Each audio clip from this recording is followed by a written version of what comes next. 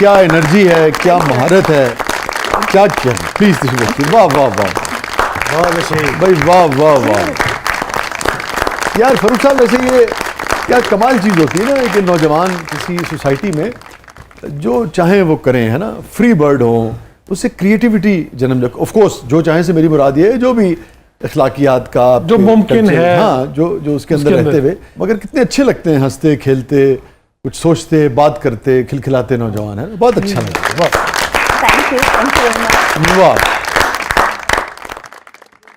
तो हुरिया, ये इसको क्या स्ट्राइकर कहते हैं, आप क्या कहती हैं? सर ये स्ट्राइकर्स हैं। वैसे ढोल की जबान में इसको डगा बोलते हैं, हाँ, डगा। और इसको तिया बोलते हैं। ठीक है, तो आपने सिर्फ इससे ढोल ही पीटा या किसी और को भी पीटा कभी? किसी और का तिया पांचा किया? सर किया है। हेलो, डोंट टेल सर मी। किया नहीं है, करती हूँ। और वजह?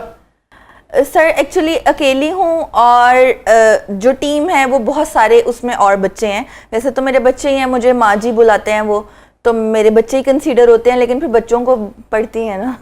अच्छा, उनको? क्योंकि मेरा मेरी काफी बड़ा मेरा बैंड है। स्टूडेंट्स को?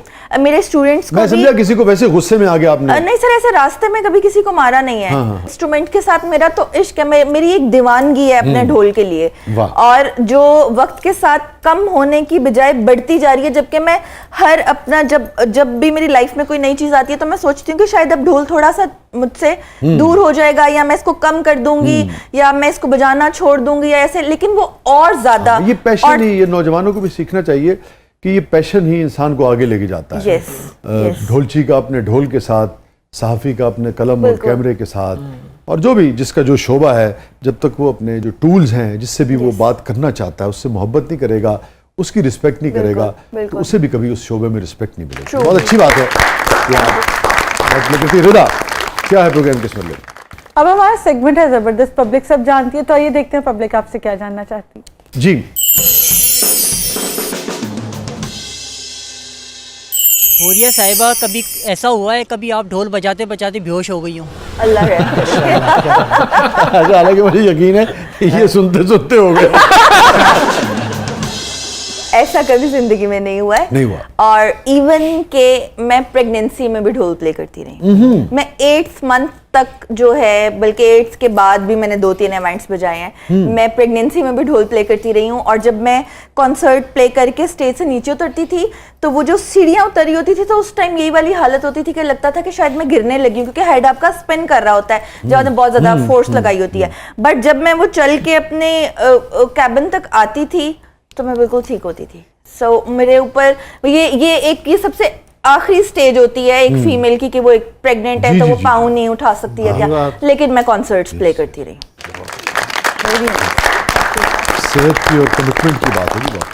जी, मेरा नाम अदीला भट्टी है। मेरा फ़र्रुख शहबाज वड़ाइच साहब से ये सवाल है कि जिस तरह आपके एंड में आपकी कास्ट वड़ाइच जो है उसे मेंशन किया गया है, तो क्या आपका सुहेल वड़ाइच साहब के साथ कोई रिलेशन है, या सिर्फ आप ज़ात बरादरी की हद तक जो है एक दूसरे में आप में ये कदर जो है वो मुश्तरक है, ये कॉमन है?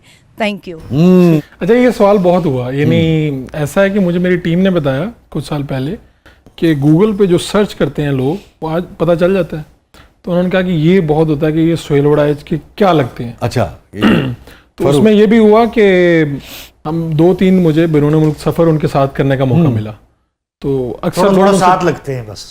मैंने भी यही कहा वैसे।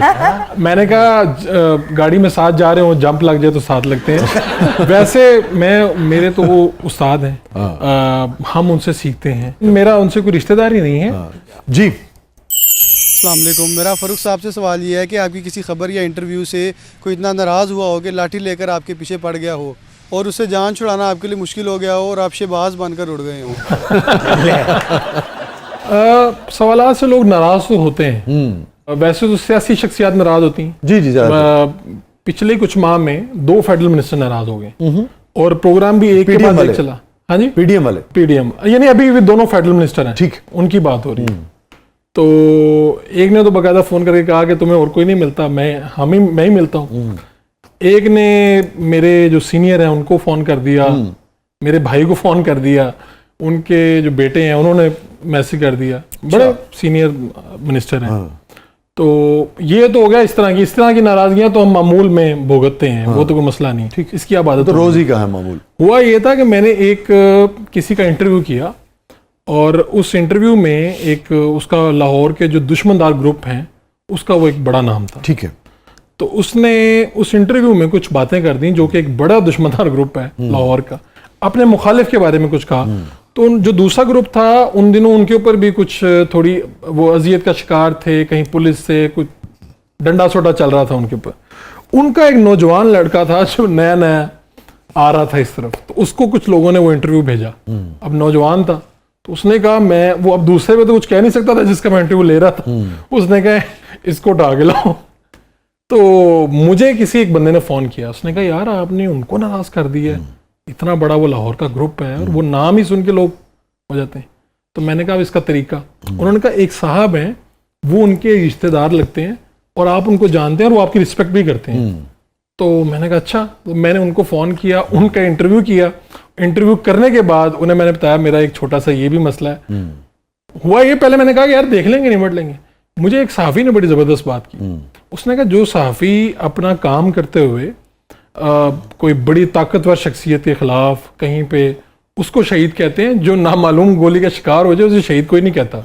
तो ये कोई सस्ते में आके कुछ कर जाए तो आप ना इसको सुलह सफाई कर लें। मैंने उनको फिर राम किया, उन्हें कहा कि आप ज़रा बात करें। उन्होंने कहा कि ये मेरा दोस्त है, वाकिफ़ है, ये है वो है। तो ये एक वाकया हुआ जो मुझे मैनेज करना पड़ा, अदरवाइज ज़बरदस्त में फिर यही होती है अकेली। अल्लाह ताला सेहत और जिंदगी दे, मगर वो सीरियस हो गया था, वो सीरियस हो गया था, फिर उसको मैनेज करना पड़ा।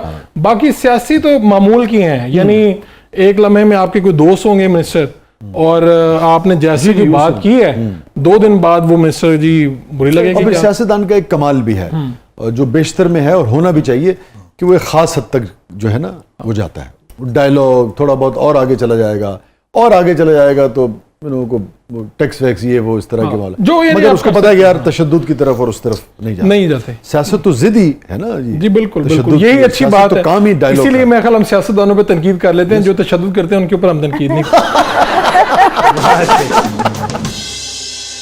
और देखिए इसीलिए हम सियासत के साथ भी खड़े होते हैं। हाँ। इसलिए कि हम ये समझते हैं कि सियासत ही वो चीज़ है और जमहूरियत ही वो चीज़ है जो ये पेचीदा गिरहें जो है इसे खोलेगी और मुल्क को आगे लेके चलेगी। बेशक, क्योंकि सियासत डायलॉग है ना जी, अल्टीमेटली डायलॉग से ही सबके मसाइल हल होने हैं, जब भी ये समझ में आ जाए। जी मेरा उरिया से सवाल है कि आप ढोल पे जाती हैं तो इस मुहावरे का मतलब बताएं, गल पे या टोल जाना पैंदा है। गल पे या टोल जाना पैंदा है, और ये बात बिल्कुल ठीक है, क्योंकि स्टार्टिंग में जब मैंने प्ले करना स्टार्ट किया और मैंने ड्यूटीज़ करना शुरू की टीचर्स के साथ, तो मुझे ऐसा लगता था कि जो क्राउड है वो मुझे सवालिया निगाहों से तो देख रहा है, लेकिन वो जज कर रहा है मुझे कि मैं गलती कहाँ करी हूँ। तो ना कि आप सुन रहे हैं, एंजॉय कर रहे हैं, तो आप जज नहीं कर रहे। मुझे फील होता था कि जो क्राउड है वो मुझे जज कर रहा है, मुझे कंपेयर कर रहा है, मैं मर्दों के साथ खड़ी हूँ तो मैं उनके शाना बजाना बजा रही हूँ या नहीं। इस वजह से मुझे अपने ढोल को बजाना ही पड़ा। ये बिल्कुल नया माने है इस मुहावरे का जो आज हुरिया ने बयान किया। क्योंकि मैं ढोल वाली हूँ। कोई ढोल प्लेयर ही इसको बयान कर सकता है, इसकी तशरीह कर सकता है। आपके नजदीक गल पे ढोल बजाना की। मैं बड़ी अरसे तक गल पे ढोल बजाता रहा। अब मैं इसमें से निकल आया हूँ। मेरे ख्याल में अगर आपको मजा आ रहा है तो आप बजा लें, वरना इसको गले से उतार कर रख दें। मेरा तो ये मान है। नहीं, मजा आ रहा नहीं, बजाएं। अगर आपको बजाना आता है तो आप बजाएं। नौजवानों, ये मुहावरे का मतलब तब्दील कर दिया तुम लोगों ने। सर मैंने तो एक्सप्लेन किया। यार ये यूथ के साथ ना बहुत ज्यादा प्रोग्राम करने चाहिए ताकि ये मुहावरों का ना नया नया मतलब जो है ना वो हमें समझ में आ सके। आप बता दे सर क्या वाह। मतलब है अब आपको ये भी तो बनता करो है। जरा यार मसला है कि गल पे ढोल जड़ा तुसी बजा रहे होंदे हो ना तो बहुत मजा आ रहा होता है। तफसील बयान नहीं कर सकते क्योंकि अगर तफसील की जरूरत होंदी तो तुसी वो ढोल ना बजा रहे होंगे। Stay with us, कहीं नहीं जाइएगा, छोड़ दो वक्त वापस आते हैं। आप देख रहे हैं जबरदस्त।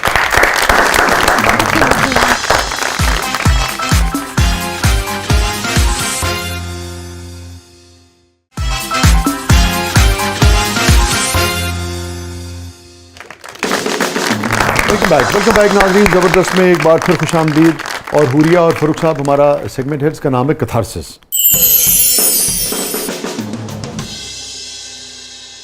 So are you guys ready? बिल्कुल। Any regret Farrukh in life? मैं गली से गुजर रहा हूँ, मुझे एक मंजर याद आता है और एक आंटी रोकती है मुझे, किसी और अनजान गली से हूँ और वो ऊपर से आवाज देती है बेटा। और वो होता नहीं था वो उन्होंने टोकरी ऊपर से डोल या टोकरी लटकाई। डालते थे, पैसे जो सन फलाना, और वो उन्होंने चीज कहा वाला कि, जो था। पुत्र शैम्पू लाई आई। अच्छा ठीक। मैंने वो 10 रुपए का नोट जो नहीं था वो वाला बड़े वाला पुराना, उस जमाने में वो पकड़ लिया। और मेरे ख्याल में 3 रुपए का शैम्पू आता था उसमें, छोटी वो। मैं कहा ठीक है। अब वो मुझे नहीं जानती, उन्होंने रास्ते में गुजरते, मैं गया हूँ दुकान पे वो लेने शैम्पू। तो जाके मैंने सोचा कि वो तो मुझे नहीं जानती। यार बेहतरीन। तो अब ये तो हो गया, वो मैंने आज तो, तक मुंतज़िर है वहाँ।